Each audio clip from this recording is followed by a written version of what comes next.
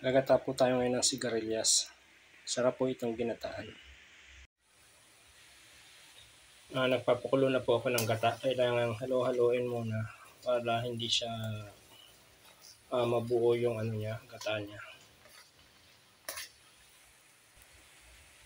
Haloon ka siya ng balon-balunan ng manok para lalong masarap. Lalambutin muna natin yung balon-balunan ng manok, saka natin ihalo yung gulay.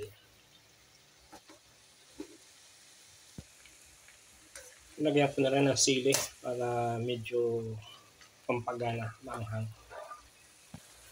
Inahalo ko na rin yung sigarilyas, saka nilagyan ko na rin po ng Knorr chicken cube para lalong lumasang manok.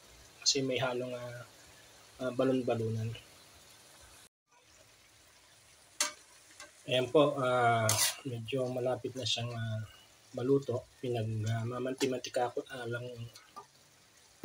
Ayan po, malapit na siyang maluto. Nilagyan ko na rin siya ng pampalasa, asin, paminta, sa konting suka.